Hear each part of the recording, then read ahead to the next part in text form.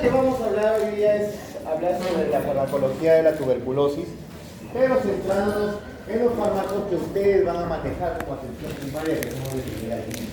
Y su segunda línea ya son para especialidades, solamente lo vamos a mencionar y saber cuáles son los tiempos, porque cuando ya unos pacientes hacen una resistencia a los fármacos, pasa lo que por ahí dice. Lo que es la tuberculosis es mucho más complicado. La forma de infectología o en todo caso los neumólogos. La tuberculosis ya lo han llevado este tipo de bacterias, los explicados seguramente cuando llevaron el mecanismo de defensa. Lo único que me acuerdo es que La enfermedad de tuberculosis es una enfermedad prevalente bastante en nuestra población. Aquí todos los que estamos acá reunidos, quizá el 60% estamos infectados por tuberculosis. No quiere decir que estemos manifestando la enfermedad, que es muy diferente la infección a la enfermedad. ¿Por qué les digo eso? Porque nuestro país es un país endémico de tuberculosis, que quiere decir que hay una alta prevalencia. Todos los países, como podemos decir, en vía de desarrollo, el hacinamiento, la pobreza, los bajos recursos económicos lleva o conlleva a la propagación de esta enfermedad. Sobre todo, ¿por qué? Porque un paciente que está enfermo, sin saberlo, puede estar propagándolo a través de la tos.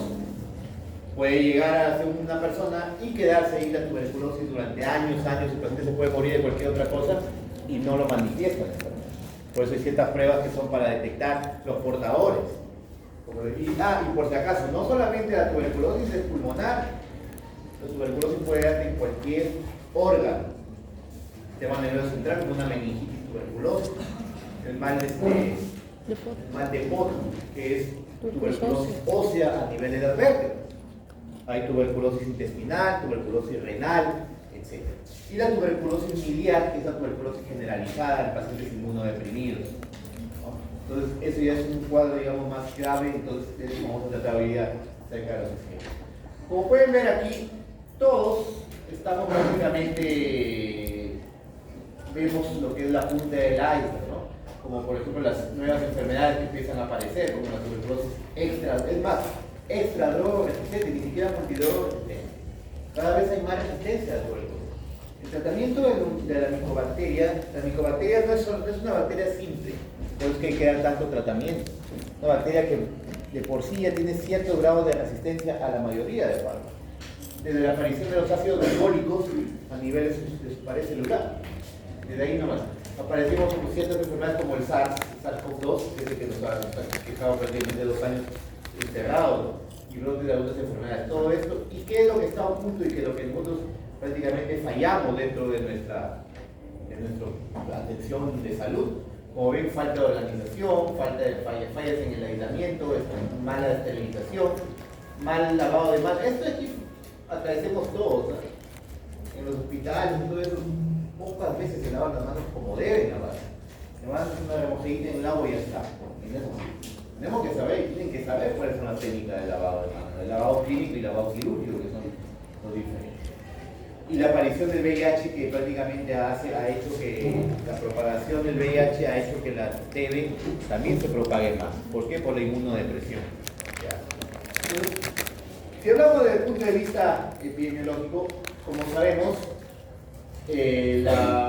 fue producido por una bacteria llamada Mycobacterium tuberculosis, que fue estudiada y aislada. ¿Por quién? ¿Por quién? Por Robert Koch. Robert Koch, el mismo que estudió el Bacillus anthracis y el Vibrio cholera. Pero este de aquí incluso lleva su nombre, como bacilo de Koch. ¿Ya? Una vez hice una pregunta en el examen así, ¿no? para llenar, o sea, no es paseo, cualquier cosa menos el verdadero. Robert Koch. Curable, tedioso, pero curable, totalmente. Conocí a pacientes que han tenido tuberculosis como hace 30, 20 años y después quedaron normal. Si se detecta a tiempo, quedan normal.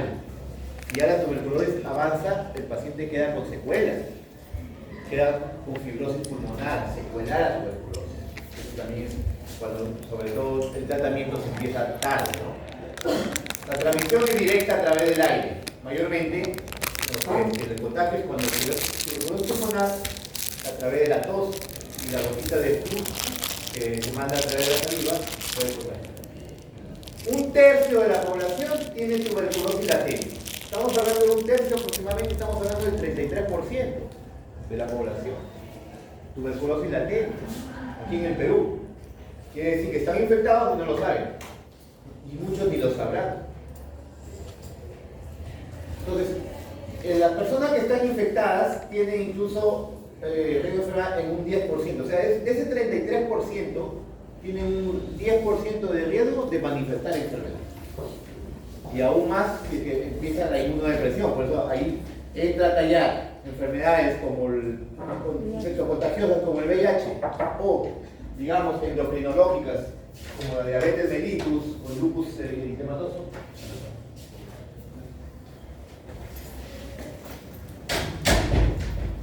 Y algunas enfermedades que te inmunodeprimen empieza a brotar o a manifestarse la tuberculosis, que ya ha sido la tesis. ¿Cuáles son los síntomas? Ya los acabé de saber. Tos, fiebre, sudores nocturnos y esto de aquí. Si ustedes tienen por más de 14 días, si usted ve un paciente que está con una tos seca, a veces productiva, por más de 14 días, y te dice que hace más de un mes que está bajando de peso inexplicablemente, no dudes en hacerle una prueba de esputo inmediatamente al paciente, porque es muy probable que ese cuadro sea tuberculosis. Estamos en un país endémico. No necesariamente si ha tenido contacto con un familiar, etc. No necesariamente porque nuestro país es endémico y es probable que esté manifestando la enfermedad.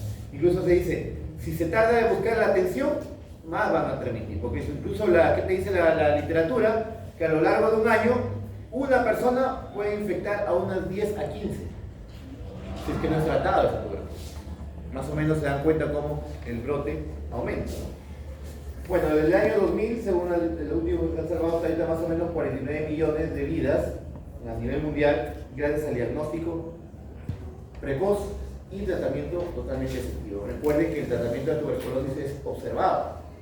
La enfermera o el personal técnico va a su casa del paciente, o el paciente tiene que ir a la posta y tienen que verlo y que tomen los fármacos uno por uno, porque son varios. No se le da, tomen su bolsita y regrese otro mes, porque no lo van a tomar.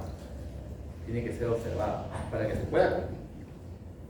Entonces, las micobacterias tuberculosas, como ya les dije anteriormente, son bacterias que ya de por sí tienen varios mecanismos de defensa, que por sí solo no va a ser como un streptococcus que le das la penicilina, inhibe la síntesis parebacteriana con la penicilina y listo. No, el 60% de su pared celular está formada por ácidos micólicos, que no la tienen otras bacterias. Por eso se llaman el nombre de micobacterias. No solamente las de tuberculosis, también está el Mycobacterium leprae, por ejemplo, ¿no? Que es el bacilo de Hansen, que produce la lepra. También es una bacteria que tiene en su pared celular los ácidos micólicos, que le confieren gran resistencia a esta bacteria. Y no es eliminado por cualquier antimicrobiano. Entonces, ¿qué es lo que hacen? Impiden que prácticamente casi todos los fármacos puedan penetrar o ingresar a hacer su efecto. Por ejemplo, los que inhiben la síntesis proteica. Antes de continuar, su compañía se acercó para lo que había, ¿por qué decían que inhibían la síntesis, la pared mitocondrial? No se refería al mecanismo de acción, sino a los mecanismos tóxicos del fármaco. O sea, se unía a las mitocondrias, pero de nuestras células. Por eso es que producían los efectos tóxicos tan fácilmente. ¿De acuerdo? Por eso que decía, no era mecanismo de acción, sino mecanismo, digamos, reacciones adversas en nuestras células. Y ahí es donde producen el daño, para no crear confusión. Por eso me llamaba la atención de que Wilson había encontrado mitocondrias en las bacterias. Bueno, entonces, volviendo al tema, primera capa de defensa, pared celular compuesta por ácidos micólicos. Hostia, miren, ya lo estoy diciendo. El otro ciclo lo voy a poner en un examen. Y la segunda capa defensiva, bombas de flujo. Bombas que van a... si llegó a meterse el fármaco, lo bota. Y una tercera, que se mete dentro de las células, o sea, tienden a ser intracelulares, en las células pulmonares o en las células del órgano donde afecta. Y ahí es donde forman las que llamadas cavernas, que es por destrucción propia de la bacteria. Entonces eso también les confiere cierta protección a algunos fármacos que no ingresan a las células, a nuestras células, ¿no? A las células humanas. Bueno, esto es lo que más o menos tienen que saber, tengan una idea nomás cómo tiene que llegar el fármaco, el pedido del paciente. Una TB sensible quiere decir que cuando llega el paciente y les hacen una prueba de esputo, ¿qué es lo que hacen? Le hacen la prueba, el BK. El BK es un examen directo con la coloración de Nielsen, que es para lo que llaman VAR. ¿Se acuerdan qué significa VAR? Bacilos ácido alcohol resistentes, con esa coloración de Nielsen que se hace. Este es para una preparación directa, pero al mismo tiempo se lleva a cultivo. El cultivo no es como un cultivo de orina de 3 a 5 días. El cultivo de la tuberculosis es de 1 a 3 meses más o menos, no recuerdo más. Entonces, demora. ¿Para qué es la finalidad del cultivo? Para sacar el antibiograma. Porque si empiezas a dar el tratamiento y se sale que es resistente a la isoniazida o rifampicina, ya pasa al segundo esquema de fármaco de segunda línea, como tratado como tuberculosis multidrog resistente. Para eso se cultiva. Pero siempre se inicia con los fármacos de primera línea, que mayormente es, como bien acá, TB sensible. Entonces, si sale TB sensible, se indica simplemente en el establecimiento de salud, dentro de las 24 horas de diagnóstico, y quien continúa el tratamiento, o el egreso o el alta, el médico tratante. Pero si ya es resistente, tendría que haya un médico consultor de la red CIS hospital. Estamos hablando de un infectólogo, un neumólogo, para que el tratamiento. Luego ya se sigue en el centro de salud, el control, y al final el que le da el alta es nuevamente el mismo médico consultor especialista. Estamos hablando de la TB resistente, sobre todo la H, ¿qué es el H? La isoniazida, que es el principal antituberculoso. Son dos los principales antituberculosos. Se llama el núcleo antituberculoso, que es HR. ¿Qué significa? Es la isoniazida y la rifampicina. Cuando es a uno nomás es TB resistente. Cuando es a los dos se le llama multidrog resistente.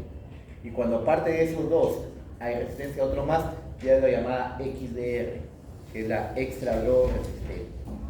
Y pasa nomás, incluso hay un diagnóstico de TB incurable, es cuando ya es resistente a todo. Que sí se han visto algunos casos en Lima. Los pacientes están aislados ya, están sin contacto prácticamente con nadie, y muchos mueren, fallecen solos. Son, los característicos nos ponen en categoría de peligro biológico, los tienen aislados, ¿no? Nadie se les puede acercar. Son, según la última línea, la última guía clínica o la última norma técnica de tuberculosis que salió el año pasado salió la última, ya han cambiado varios. Si ustedes se dan cuenta, dentro de los fármacos de primera línea antes estaba la streptomicina y la rifabutina, ya no está. ¿Cuáles son? Los 4 clásicos de siempre: isoniazida, rifampicina, etambutol, piracenamida, y le agregan lo que es la rifapentina. La rifapentina, que viene prácticamente como alternativa en caso el paciente haga alguna reacción a la rifampicina. Si no se puede con ninguno de estos, tendría que pasarlo de segunda línea. Este es el esquema de siempre, no ha variado en la última guía del año pasado, no ha variado el esquema en la TB sensible. ¿Ya? Esta es la nomenclatura, eso tienen que saber. Eso ya se han enseñado, supongo, ¿no? La primera parte, separada de un slash, quiere decir primera fase, segunda fase.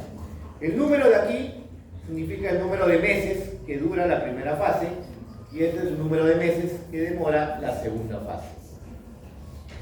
Si no hay ningún numerito al costado, quiere decir que es todos los días. Entonces la primera fase prácticamente está de los 4 fármacos, 2 meses todos los días, y la segunda fase o cambio de fase quiere decir que se da 3 veces por semana: lunes, miércoles, viernes, o martes, jueves y sábado. y los domingos el Mycobacterium tuberculosis no trabaja. Por eso es que no le dan los domingos. Se pone a descansar porque el séptimo día descansó, ¿no? Dice la Biblia. Pero bueno, igual, lunes, miércoles, viernes, martes, jueves y sábado. Esa es la segunda. Entonces, los fármacos de primera línea, ¿en qué casos se van a dar? Como les vuelvo a decir, pueden darse en tres casos. ¿Ya? Tres casos. TB pulmonar sin VIH. ¿Ya? Pueden ser, son tres casos donde se van a utilizar los esquemas de primera línea. Solamente cambian el periodo. TB pulmonar y extrapulmonar, ¿ya? Sin infección de VIH, sin afección osteoarticular, sin afección miliar, o sea, generalizada, y sin afección del sistema nervioso central. Es el esquema simple que estamos viendo ahí, dos partes. El segundo esquema es TB pulmonar o extrapulmonar, sin afección osteoarticular, sin afección del sistema nervioso central y sin afección miliar, más VIH. Segundo esquema. Y el tercer esquema es TB extrapulmonar, sistema nervioso central, osteoarticular y biliar. Tenga o no tenga VIH, es el mismo esquema. Entonces son tres esquemas distintos que se van a utilizar para el tratamiento de la tuberculosis. ¿De acuerdo? Entonces vamos a ver aquí los. Acá están las dosificaciones, ¿no? Para que tengan una idea. ¿Ya? Porque esto de aquí, como les digo, no tienen dosis, no les voy a preguntar. Esto ya lo van a llevar cuando llegue Medicina Clínica 3 en neumología. Ahí ya les van a enseñar las dosificaciones. Siempre utilizamos la técnica IREP, que significa isoniazida, rifampicina, etabutol, piracenamida. Aquí están las dosificaciones para personas menores de 15 años que se dan por mirar un poquito de peso, y acá están las de 15 años a más. Entonces, vamos a ver el esquema, eso sí vamos a aprenderlo. Indicación para lo que les dije, pacientes con TB sin infección por VIH o SIDA, que no tenga compromiso ni miliar, ni osteoarticular, ni sistema nervioso. Entonces, yo en el examen les pongo paciente con meningitis tuberculosa, ¿es afección de qué? Del sistema nervioso central. Si yo le digo paciente con mal de Pot, es tuberculosis del sistema óseo, de las vértebras. O sea, no quieren simplemente, les voy a decir, paciente que tiene afección del sistema nervioso central, ¿no? Para eso son estudiantes de medicina. O una, por ejemplo, que le diga paciente con artritis tuberculosa, ya hay afección osteoarticular, entonces el esquema ya sale de este. Sale de este. Porque acá te dice, vean, TB pulmonar o extrapulmonar puede ser renal, puede ser cutáneo, puede ser gastrointestinal, etcétera, pero que no sea ni miliar, ni sistema nervioso central, ni osteoarticular, sin VIH, sí. Este es el esquema simple, el más conocido, ¿ya? Por eso dice, sin infección de VIH, TB pulmonar frotis positivo o negativo como radiografía, digamos, sugerente. ¿Cuál es el esquema? Lo que hemos visto hace un momento. Primera fase, 2 meses, los 4 diarios. Isoniazida, rifampicina, etabutol y piracenamida. Y los 4 siguientes meses, 3 veces por semana. Ya le dije, lunes, miércoles, viernes, martes, jueves, sábado. El domingo, ya les dije que es la batería de cáncer. Esas son entonces las 2 fases. ¿Cuánto dura este esquema? 6 meses. ¿Ya? Vamos al segundo esquema de la última norma técnica, porque este esquema ha variado, por si acaso. Si ustedes encuentran la norma técnica de 2018 con la de 2022, ha variado, por si acaso. 2023. 2023, no el año pasado. Ha variado. ¿Y qué ha variado? En algo muy simple: el tiempo de tratamiento del VIH. Con pacientes de TB con VIH ya no son 9 meses como antes. Perdón, 7 meses será. 7 meses. Ahora ya no. Ahora viene normal como. Miren acá. TB pulmonar o extrapulmonar, excepto, nuevamente, excepto miliar, sistema nervioso central y osteoarticular, pero con infección por VIH-Sida. ¿En qué ha variado? ¿En qué es esto? Igual que el anterior, 2 y 4, pero aquí varía. ¿En qué ha variado acá? Que es diario. Que es diario. Antes era, como le dije, la segunda fase era de 7 meses antes. Diario 7 meses, la toma 7, 9. Ese era el esquema antiguo de la norma técnica anterior. La nueva norma técnica le dice así. Igual 6 meses, pero ya no es interdiario, sino diario. Entonces, si yo le pregunto, ¿cuánto dura acá en este? 6 meses. ¿Ya? 6 meses. La primera fase sigue siendo la misma. 2 meses, los 4 fármacos, sigue siendo la misma. ¿Cuál es la que varía? La segunda fase. Ya no es interdiario, sino todos los días. Aquí en este caso, también los domingos descansan. El lunes a sábado, porque los domingos no hay nadie en la costa. Pero igual, esas son las normas técnicas del mismo. Ahora, el tercer y último esquema que ya les mencioné es TB extrapulmonar del sistema nervioso central, miliar y osteoarticular. Tenga o no tenga VIH. Aquí es independiente. El esquema va a ser el mismo. Y acá sí, ¿cuánto? Pues dice, con o sin infección de VIH. ¿Cuánto dura este esquema? Sí dura un año.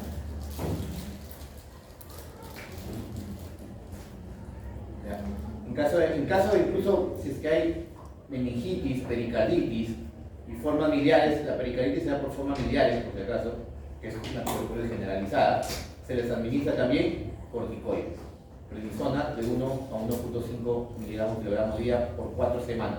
Luego ya se le va disminuyendo. Recuerden que los corticoides no se les puede retirar de vuelta. Miren el esquema. La primera fase no varía, sigue siendo la misma, 2 meses de los 4 diarios. ¿Cuál varía? La segunda fase. ¿Cuántos meses es ahora? 10. Todos los días. Es así de simple. Miren. No son cosas tan complicadas cuando hablamos de los esquemas. Y esto es lo que tienen que manejar ustedes. Los esquemas de segunda línea, como ustedes vieron ahí, ya no lo ve el médico de atención primaria. Lo ve el médico consultor, que puede ser un infectólogo o un neumólogo, dependiendo del establecimiento del hospital donde labora. ¿De acuerdo? Entonces hablaremos de cada uno de los 4 fármacos principales. No vamos a hablar de eso. Por demás, digamos, porque algunos se repiten. Por ejemplo, dentro de los esquemas de segunda línea tenemos a levofloxacina, que ya hemos hablado. ¿Qué es el levofloxacina? ¿Qué tipo de fármaco? Un anticolor, no solo. ¿De qué generación? Tercera generación.